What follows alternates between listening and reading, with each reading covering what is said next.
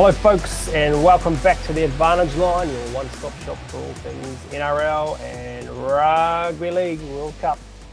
My name is Carl Tiley, still in the hot seat by myself for Paul Mawate, still on leave, I assume, MIA otherwise. If you see Paul, please call Blake on 02. No, I'm kidding. We will welcome in my help for today, the co-hosts, the Prince of Papamoa, Blake Ashford. Blake, how's the week been, mate? It's been good. It's been good. Some exciting footy being played. Both our countries have got up, Australia and New Zealand, both my countries. So it's been good. Both my countries. Sealy, how are you, mate? How's your week started? Yeah, good. I think Paulie's still away because his horse got the dub, eh? So good on him, having a bit of a celebration with that one. But Blake, you missed out Tonga as well, your third adopted nation. Yeah. And that went pretty close. So good weekend for you. Yeah, well, we'll rip straight into it. And I haven't got it in the run sheet, but we'll start the tournament talking points, and we'll start with the Tonga v PNG lads, given it's probably the freshest in mind, given it happened this morning. We are recording Wednesday afternoon. The Kumals, man, they were robbed, weren't they, Sealy? Well, there were some interesting calls there. I'll tell you what, the video ref, he loved getting involved. I think even Vossi mentioned one of the great calls from him and James Graham as well. But I think Vossi said he's getting $1,000 a decision and he's about to retire because he was well in the mix there. And some of them were really interesting, eh? You can just hear him talking through it, and sitting on the couch, he kind of disagreed. But yeah, I think Tonga, much like most of the kind of top sides, looked a bit shaky, got into their work a bit later on. But yeah, that Kumals side, man, every physicality, every confrontation, they just love it. So a great game to watch. I think Tonga will be pretty relieved to get the win there. And hopefully that's just the start of things for them, because they're really going to need to lift. Yeah, I agree. Blake, what should the Tongan fans be worried? No, I mean, the Christian Wolf knew what he was doing when he, I think, pulled the pin on Jason Taumalolo and a couple of other boys. You know, when they named the team, I was like, oh, it must be a good team if you don't have Hopewadi, Conrad Harrell, Talakai wasn't in there at the start. And then they even pulled, I think, Young Amon didn't play either. So, look, I think it was always going to be a tough game. And you guys predicted it right in picking the line for the PNG was way too big. Yeah, I think they're just going to work into the tournament. The good sign for Tonga was the question mark about their halves. And I thought Tui Lolohea played outstanding, and so did the young fella, Katoa. So going forward, I think Dave Fafita gets more game time, mix it with Tomalolo. I think they're still going to be a threat. Yeah, I tend to agree with the boys. It was a good watch to kickstart a Wednesday morning, though. How good is footy on a early morning, midweek? How long's Savili out for? Because Kolomatangi has to be the biggest hooker I've ever seen going around. It'd be a while. Couple of other talking points I've got down here. Sick beat for the minus punters in the Australian game. Blake, run us through your boys' disappointing performance. Well, I mean, it was a slow start, wasn't it? And I sort of backtracked. Well, I admit I was nervous after the first try, because after Samoa got pumped, as you know, I've been sort of against Samoa the whole tournament. So as soon as they got pumped, all my mates got a text message. So when Australia got scored on first, I was a bit worried that it was going to come back on me. But they got rolling soon after. But that last try, I mean, I'm pretty sure going back on it, Carl, you and I would have got our multi. I think the only league that let us down both was the Kangaroos. Yes, correct. Right? So, yeah, bad beat for a lot of punters, especially us. Sealy, we'll look at the games a little more in detail shortly. Next talking point, Samoa. They stink. I've got nothing else to say, really. Your thoughts on, I guess, Samoa's their performance overall, well, their first up performance, but their lack of execution or willingness to execute late in the game. Yeah, I'm glad I backtracked last week and came in late with some England fizz, because, boy, that was one-way traffic, especially that last 20-odd minutes. I think England ran in 20 plus points, and Samoa really fell apart. For me, we mentioned they got a big pack. They looked a bit heavy through the middle and a bit slow, and guys like Victor Radley, England's ball players, just the speed they play at, tore them up. I actually thought Samoa's backline wasn't too bad, but they didn't really get many opportunities because they were just getting dominated through the middle. So some pretty worrying signs there. I think Milford had a bit of an off day, and I know we've got in here that CHT will probably come in, and I think that could be a good thing, just a bit of a steady hand. But yeah, Samoa, they really need to bounce back this week and put on a cricket score against Greece just to kind of get some momentum back. I think they'll be a lot better, and they'll be embarrassed. Guys like Junior Paulo and that have already come out and said they're really embarrassed with the performance they put in. So could be a tough night for the Greek lads, and no doubt Samoa will be pretty physical with them. But yeah, disappointing, and I think a lot of fans got a big shock. England quality though. I think Paulo was their top meter eater, and he only ran for 56 or 65 meters, which is terrible. I'll tell you what, they're in a bit more trouble when you look at their injuries, because now Milford's gone for the game. You would have thought with Tyrone May out, he would have been the backup half, and now Chanel's would have been that position where Tyrone May got injured. So they don't really have that utility role at the moment. So the halves are just going to have to do extra work, I think, to try and click in no time. Yeah, and the Hammer out, Hamlin, Ueli out, and as you say, Tyrone May. Big, tough first outing for the Samoans and Samoan fans. But as you said, Sealy, prayers for Greece. Yeah, and I think Wayne Bennett, he'll be getting pretty itchy out at Redcliffe with his star signing, the Hammer. I think he's going back to Aussie for scans, so it's obviously pretty bad. So yeah, hopefully he can get through all right, because Wayne will be sweating on that. Next one here, Adam Dwyehe, sent for spraying the ref against the Kiwis. Watching this, it came out of absolutely nowhere, and I think everyone was shocked, because I guess there wasn't any coverage of it shown, and the Lebanese went from 13 to 12 just like that. Sterling, what was your initial take?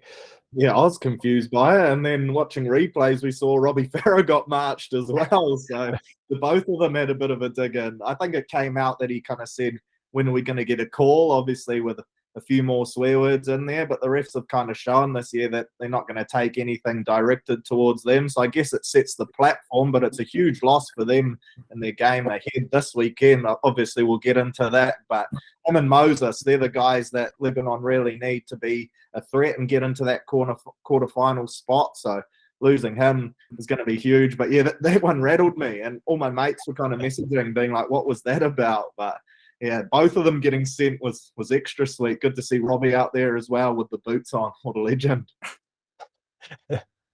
Any messages from your mate Robbie Blake?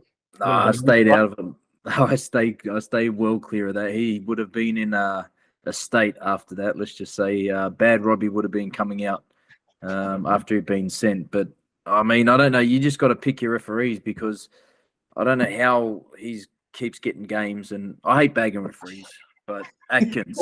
Yeah. Atkins, a lot this year. Atkins. Yeah, because it's the same bloke every time. He's so arrogant. Like when we'll get into it in the game. He could be the third contender in this fight for life, mate. I'm just picking, mate. It's going to be what Gallen did 2 in a night. I reckon I had 5 by the end of the year. All the refs and Carl.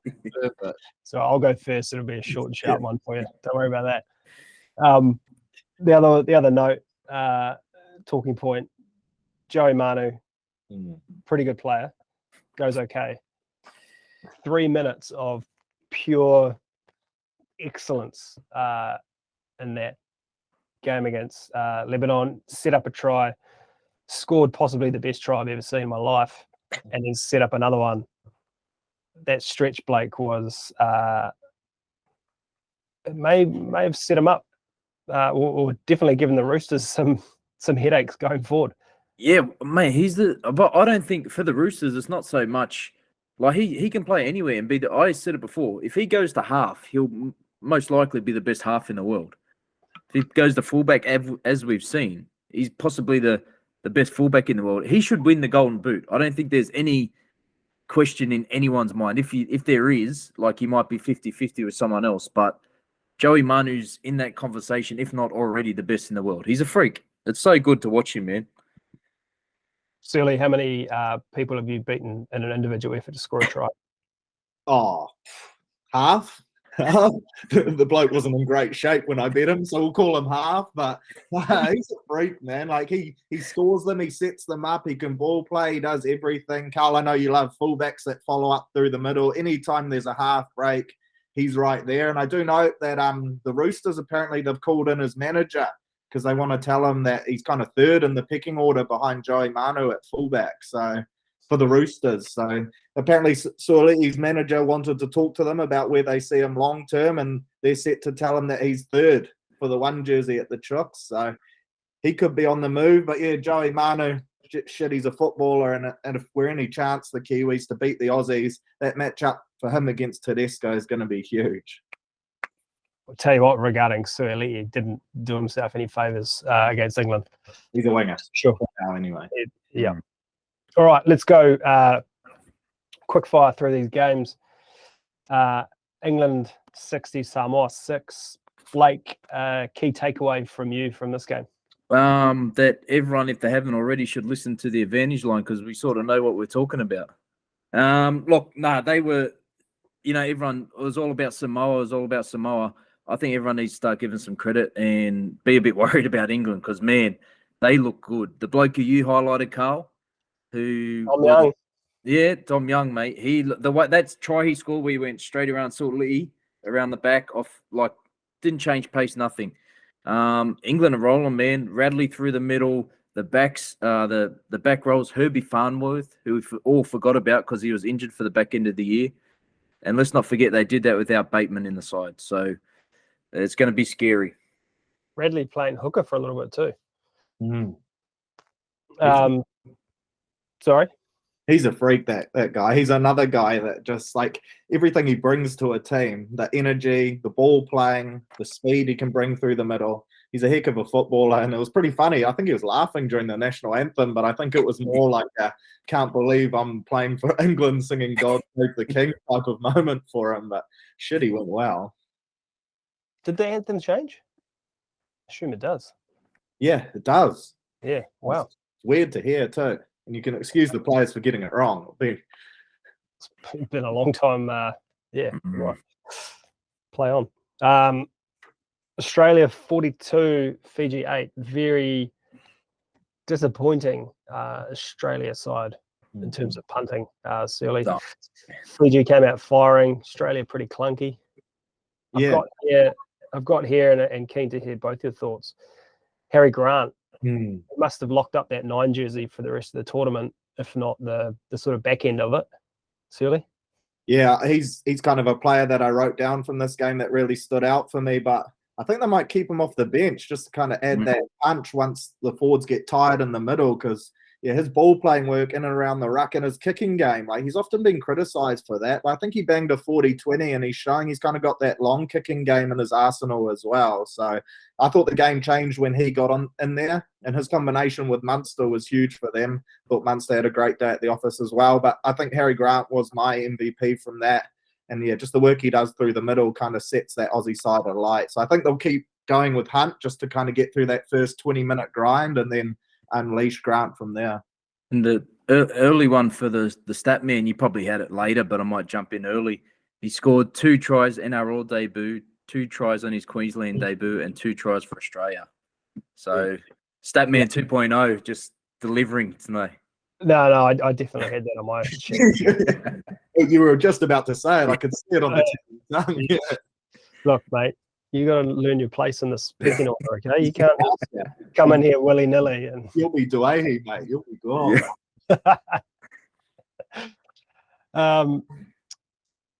So Scotland 4, Italy 28. Surely you were, I won't say big on Scotland, but you picked them. What happened?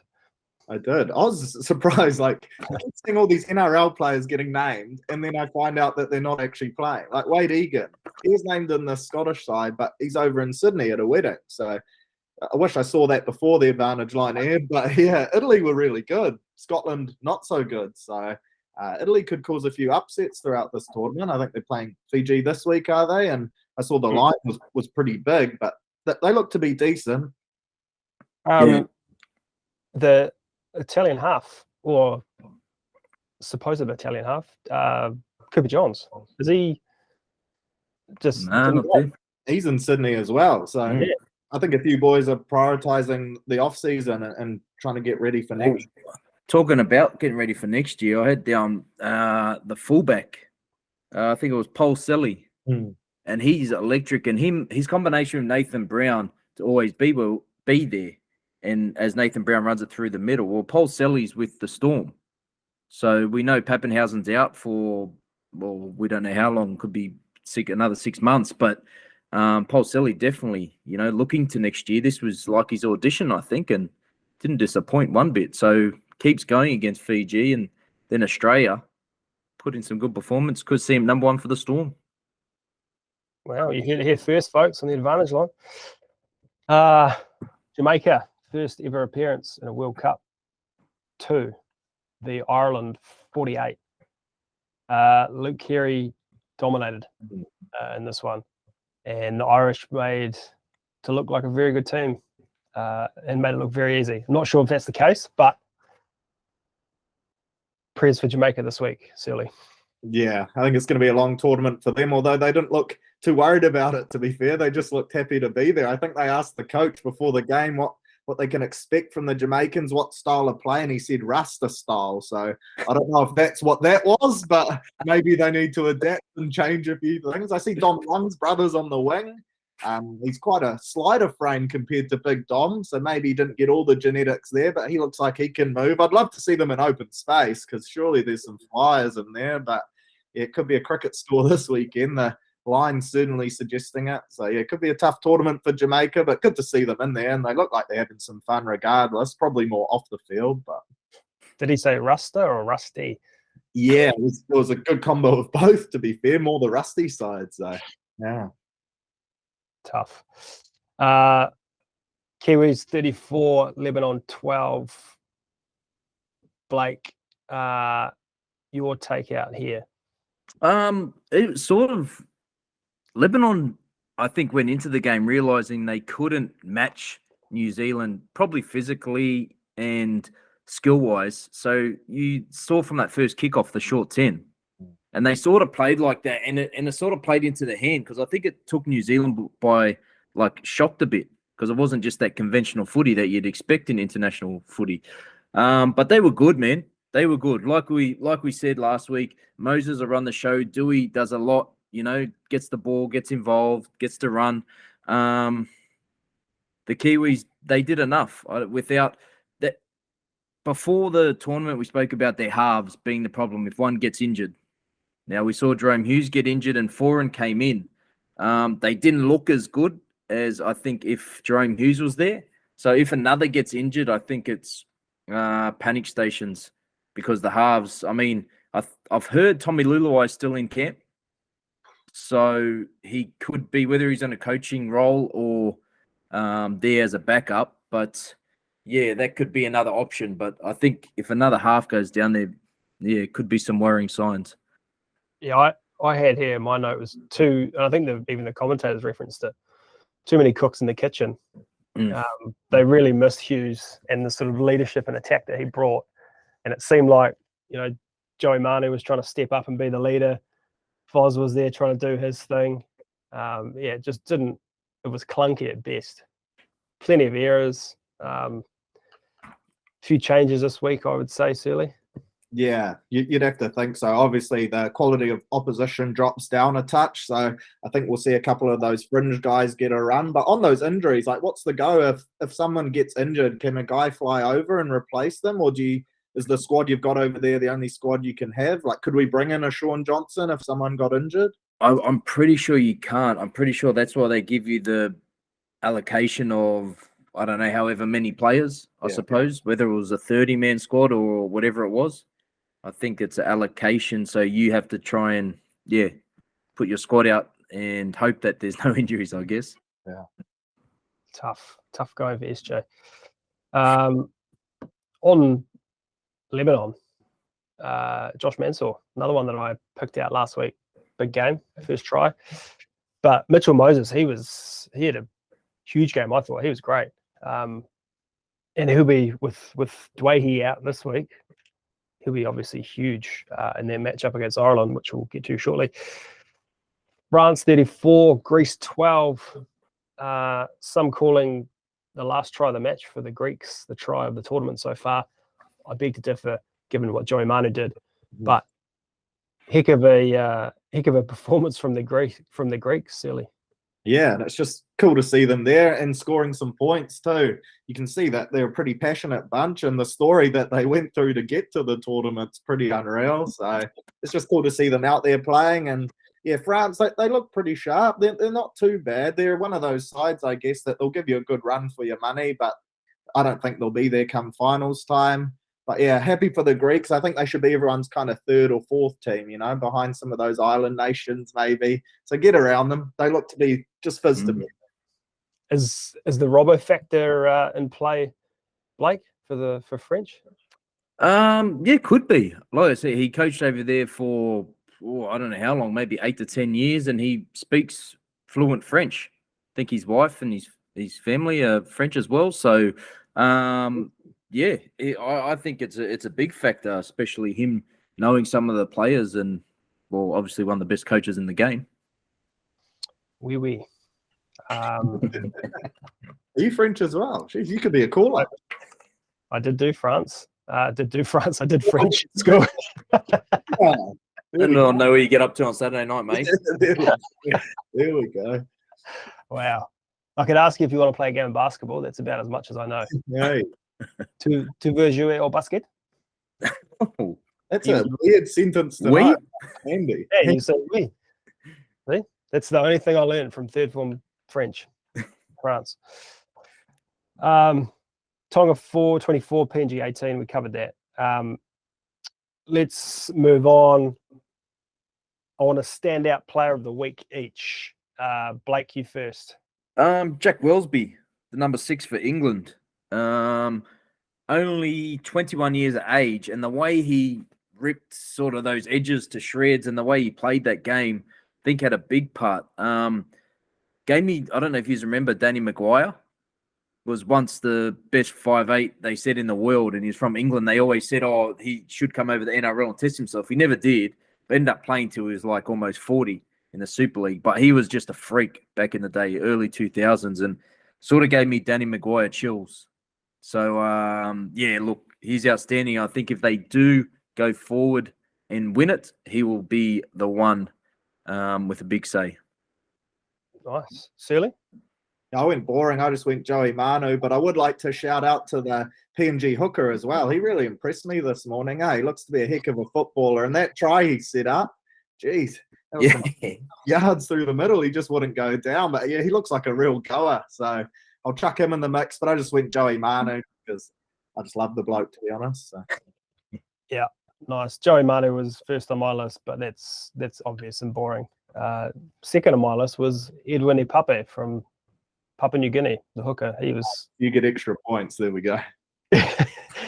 Standout before. I think he got man of the match this morning, actually, and the losing side. So huge effort through the middle there for the Kermels, and if they're going to rock, give the quarterfinals semi-finals a chance, then he'll be pivotal there. Alrighty, lads. This week's games. I've got a few here to go through. I don't know if we'll go through them all, but we'll start with the first one, Australia v Scotland. Australia 62.5-point favourites. Now, the Statman's done some work this week, and they've got some stats. Here we go.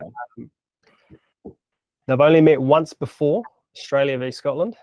And Australia won 54-12. That was in the 2016 Four Nations. Experience. There's some of the stats on these very niche stats. Okay, so it's hard to find. In terms of World Cup experience, both teams pretty light. Australia only 37 games of World Cup experience. Scotland, 17 games of World Cup experience.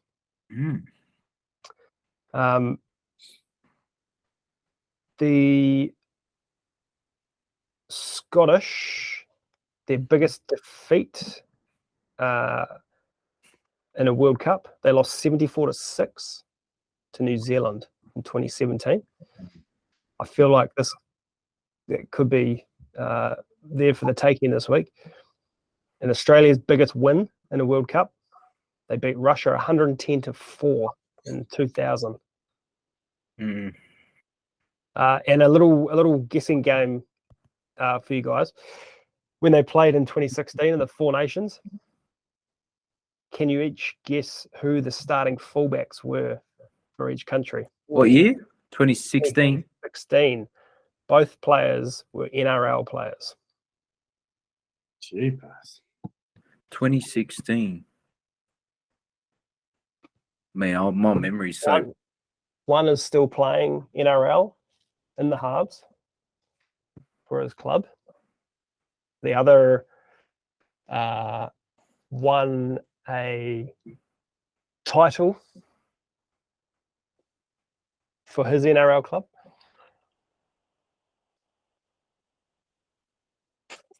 Oh, I'm like, all the names I'm thinking, I was like, not 2016, surely. Wow. I'll give you some initials. Yep. LC. Oh, Lachlan Coote. Lachlan Coote for Scotland. And MM. Michael Morgan. No, you said still playing, didn't you? Matt Moylan. Oh, wow. What, playing for a fullback for Australia? Yeah, there we go. He was a gun, though. He was a gun in his first year. Yeah. Thanks. Did they give away jerseys that year? No, well, clearly not, because you didn't get one. Yeah, I'll never get one. Put the gloves up, boys. Put the gloves on. All right. I was actually in New Zealand by then. I was looking for the New Zealand one. I was going to say, you would have turned it down for Tonga, wouldn't you, Blake? Yep. Tonga.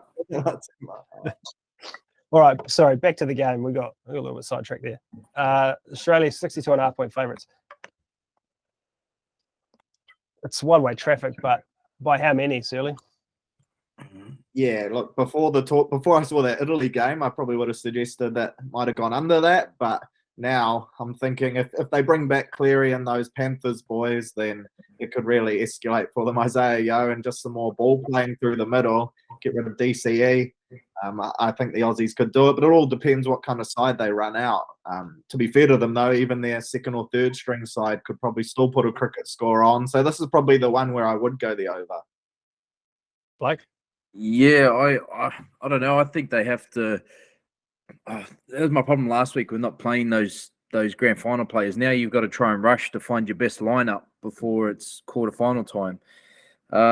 I'd be trying to put my best lineup out this week, and you reckon they would put a margin up, but will they let Scotland score? So, I mean, if they go over 76 points, well, they get the overs, but I don't think they'll let Scotland score. Well, that's it. So Australia are 62.5-point favourites. The total points 76.5. So the bookies reckon Scotland are a chance of scoring 14 points. Go the point. No, they are not. Yeah, they are not. Point start. Yeah. Yeah, we're all in agreement. Next game, England-France. Probably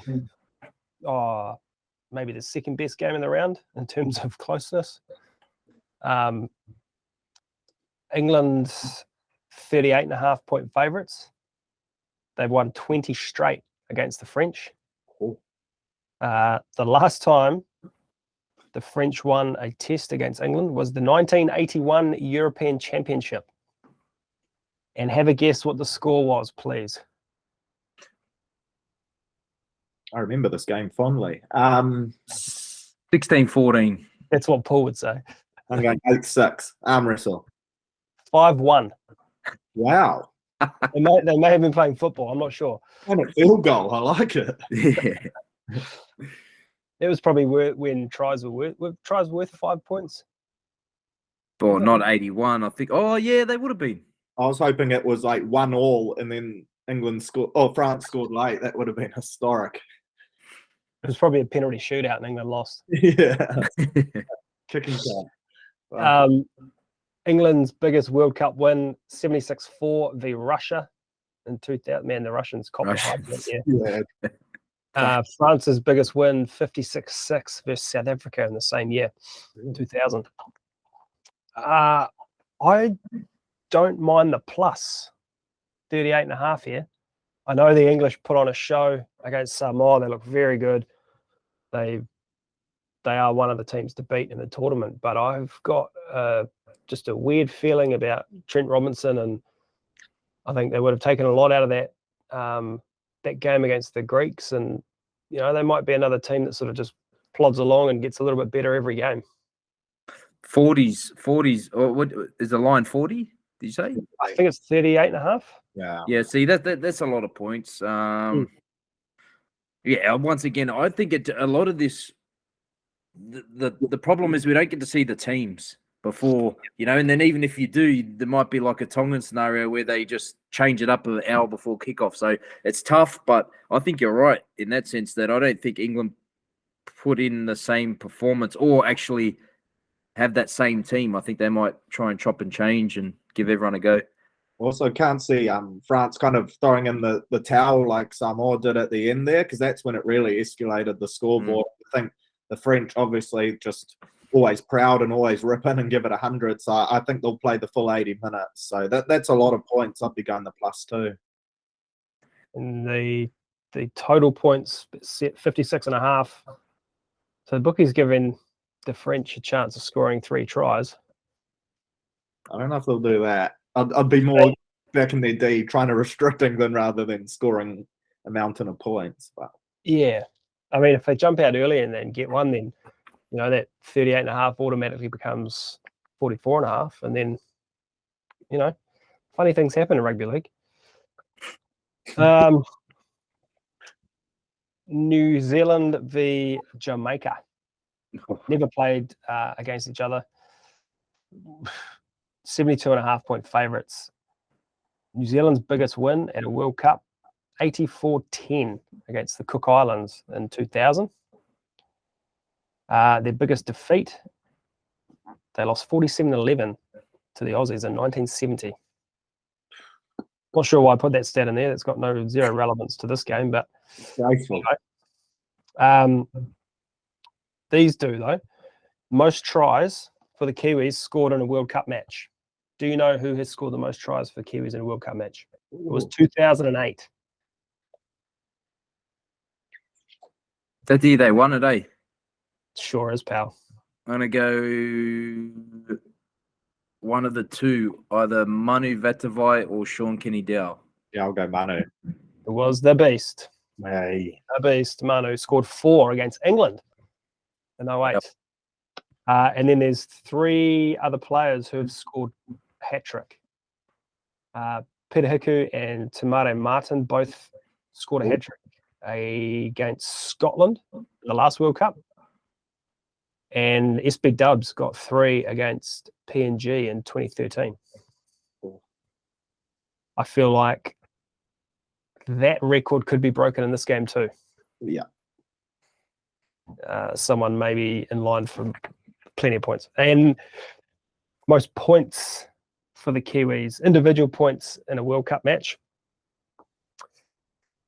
I don't know if I've heard of this player. Tasisa Lavia. Oh, yeah. He went over to rugby. Yeah. He played with the Storm. Yeah, he played for the Storm. Yeah, I think he's coaching at St. Kitts, or him and his brother, or like an Auckland rugby school. Yeah, him and Tyler there. They're a rugby family. Very good. Well, he scored 32 points against Cook Islands in 2000 in their 84-10 win. And then SJ scored 24 against France in 2013 and 22 against Scotland in 2017. Both, I'm not sure that record will be broken unless, who did we have? Rapana was kicking goals last week, didn't he? I was interested in that decision. It brings up the point, who is going to kick goals? Like, is it Rapana? I don't know. He did it not in his defense. I didn't think he was. Yeah. from his Raiders form, I didn't think he was that good, but he slotted a couple of nice ones.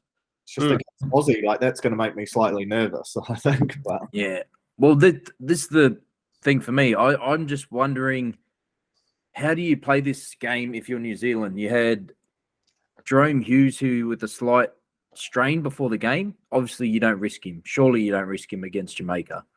Do you risk another half? Do you rest Dylan Brown? What about the forwards? Do you just give everyone a go and just rest those main players?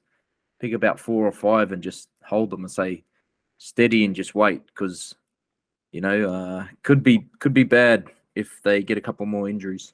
you got to rest Big Nelson. I tell you what, he's one more brain explosion away from being marched and suspended, and it makes me nervous when him and Jared Waerea-Hargreaves pair up against Aussie in a semi-final. Anything could happen. It'd be like the Bash Brothers, Flying V. Could be down to 10. It'd be chaos. It's one of the great movie franchises, Mighty Ducks. Yeah. It's basically my childhood there. What a movie. And now that I've got kids of my own, I'm going through it again. Still so good. The Bash Brothers, wow. Do the Kiwis cover? Based off Jamaica's last result, you'd have to think they do, regardless of the side that they roll out. If they go with that same Rasta style of footy, then yeah, I think the Kiwis will. But again, like Blake said, we could see 10 changes up to, and it could be a completely different side. But you'd still have to back them against Jamaica.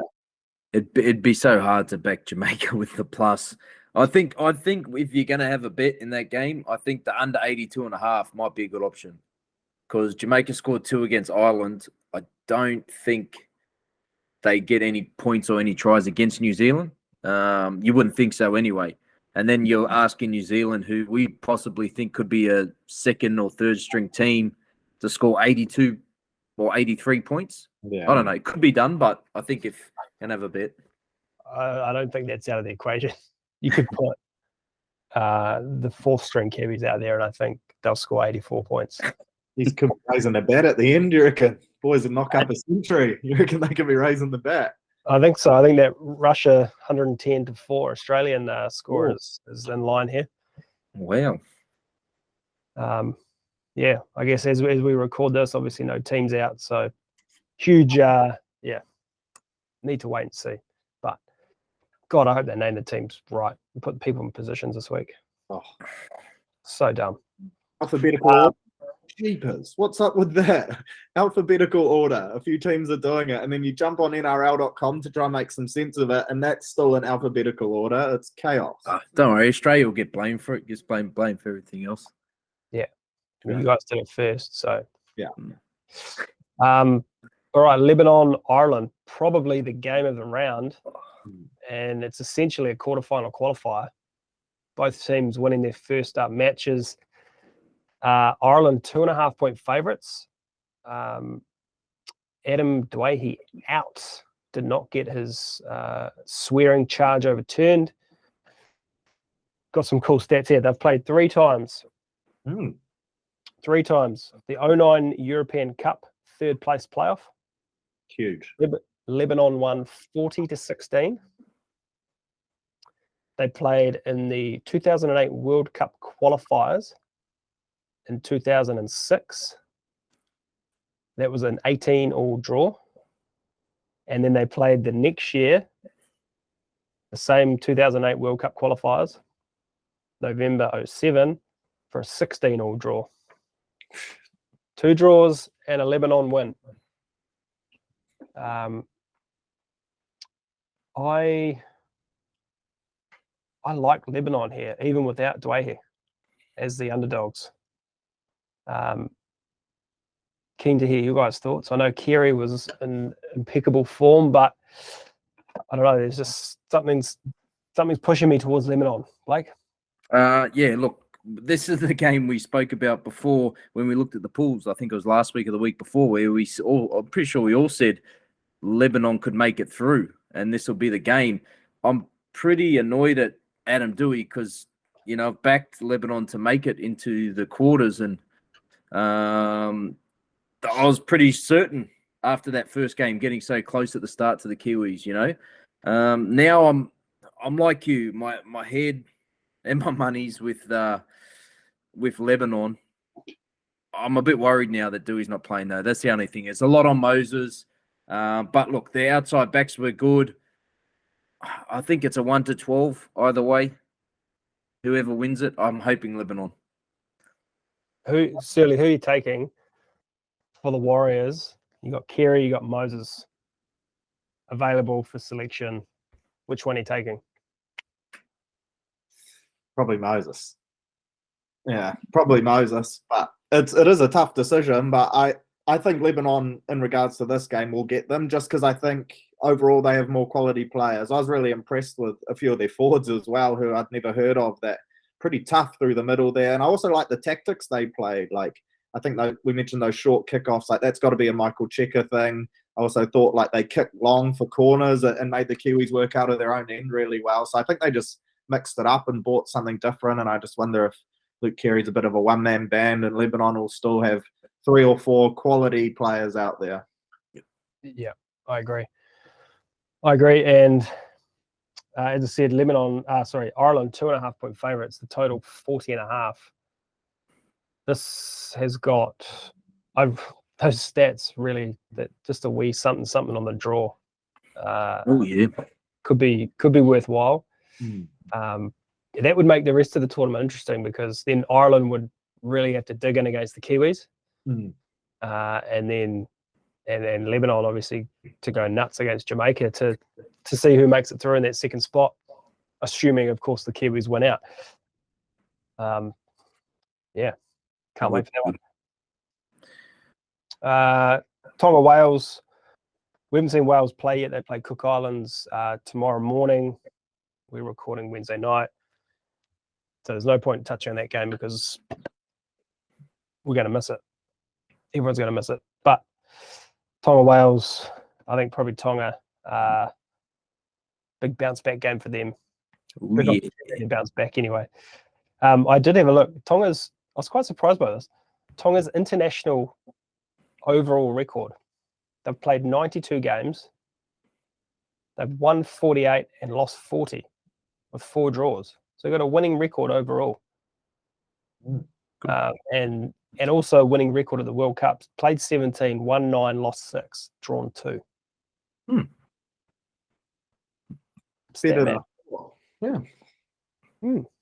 Everyone's surprised. PNG Cook Islands, that's essentially a quarterfinal qualifier, but the way PNG played, I don't think Cooks are any chance there. Agreed. Yeah, I'm on the fence. I don't mind the Cook Islands game tomorrow morning as we're on Wednesday night. And look, I'm not disrespecting PNG at all. I think they're awesome. I just, I don't know. I want to see how Cook Islands go because I think they can do something, make it at least a contest. Tell you what, if Xavier Coates was playing today, the PNG would have won that game. So a winger. Well, do you see that winger run out when he was unmarked trying to put the ball down? Coates I did see that. Oh, tough. Okay, let's have a look at last week's betting. Paul's not back, so I don't have a spreadsheet. I listened to it this morning. I think I came last. I've got the results here. I just don't know what we're putting on these. Oh yeah. I've got the bets though. Well, so whatever ones I won, just put double on it because I need some help. We should have one, where you get you lock it in, you double it. That's double your winnings. That's your sure thing. Power play. Maybe. So we all had England as our best head-to-head, which I've changed to best bet this week. Hopefully you've noticed that. But that's saluted. So well done, lads. Myself and Blake had Australia, Fiji to go over 55.5. Did not hit. Tough scenes there. Surly had England, Samoa over 41.5. Well, that came in pretty easily. My multi-anchor, I took an alternate line. I had PNG plus 23.5 at $2.16. Yep. Easy. You guys had Australia Blake had Australia minus 29.5. Tick. hit at $1.37. Surly had Scotland head-to-head at $1.23. Rookie mistake. Rookie. Unlucky. My roughie got up. England 13 plus at $6. Yeah, nice. Blake had England 11 to 20 at $8. That's a miss. Surly almost getting home. PNG head-to-head at 11s. Oh. Got them live at 15s this morning too, and the line dropped to 1.5 at one stage. So we'll go. Wow. And then our multis, as Blake touched on earlier, the Australians robbed us of ours, Blake. But we've got a bonus bet back. Surly, though, did not. Tough time. 2 legs. Tough times. Tough times.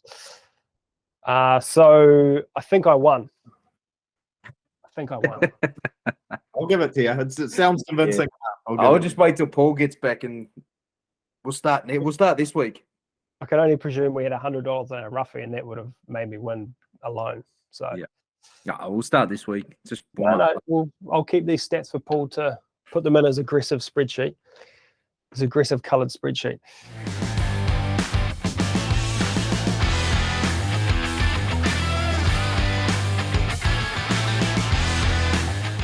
Anyway, we will get to this week, and Surly, I will start with you. Your best bet of the week, please. Lebanon head-to-head at $2.07. Nice. Oh, nice. My best bet is Fiji minus 16.5 at $1.87. I think they don't have the luxury to rest players like the other teams do, so they're going to have their full team ready to win.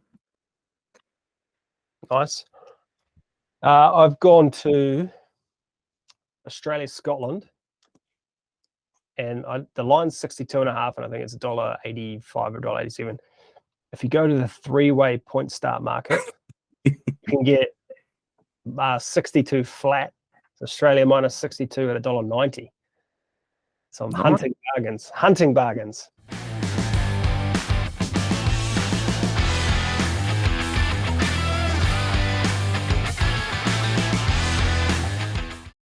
Surely, your best total. I went Fiji, Italy over 46.5, $1.85. I've got the Aussies under 76.5 at $1.85. I don't think Scotland score, so Aussie can win 76-0. 63-0 would be nice. Then we both win. Yeah, fair enough. I've gone to the Fiji Italy game too, and I'm going Italy's total points, and I'm taking the 11 to 20 bracket at $2.20. I think they can score a couple of tries against Fijians.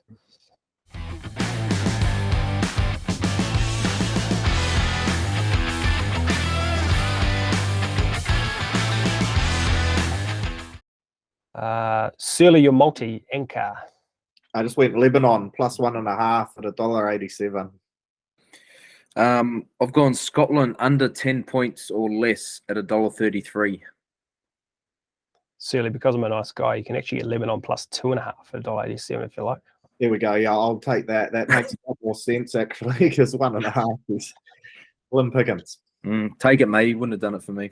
Yeah, I appreciate that, Carl. My hard work's paid off. Yeah. What was yours? Sorry, Blake, I missed that. Scotland to score under 10 points or less, $1.33.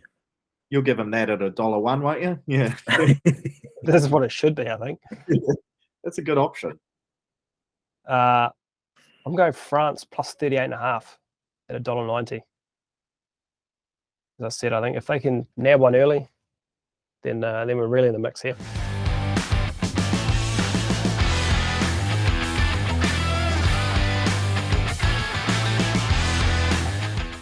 Best roughies, Surly. These roughies are tough. I went with Lebanon 13 plus, but she's rough. That's $5.50.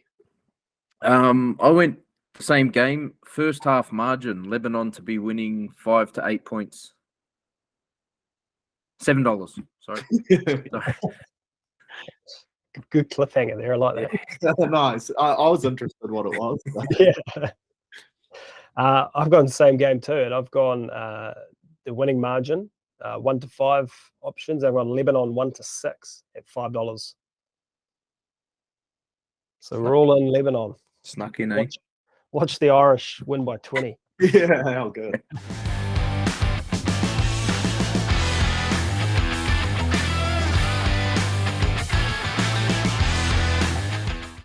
A multi, 4-leg multi, or four or more leg multi, Surly.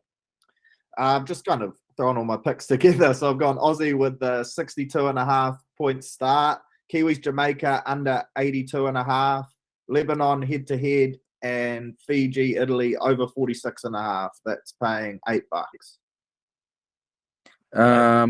Yeah, I've gone the alternate line, Australia minus 59.5, Fiji 13 plus, New Zealand game under 82.5, and Lebanon game over 40.5, and that's $8.80.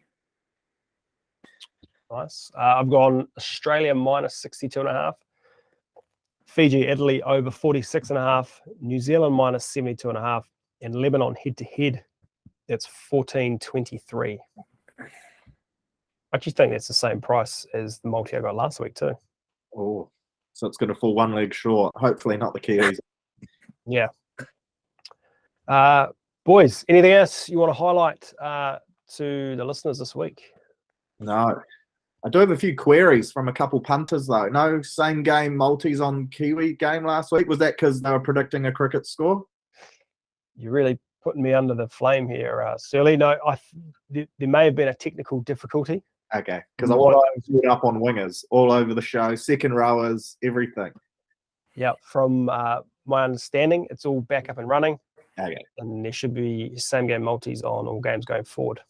Beauty. So you can multi your wicked wingers. Absolutely. Any final words from you, Blake? No, have a good weekend. Rest of the week, guys. See you back next week. Inspirational. What Inspirational. It's taking your gig, Carl. It might be the nicest thing you've ever said to me, Blake. He didn't mean just you. He meant the listeners. Yeah. Oh, yeah, of course. No, as Blake said, thanks for joining us, team. I hope you enjoyed the episode. Enjoy the footy. Good luck on the punt. And we'll see you next week on The Advantage Line.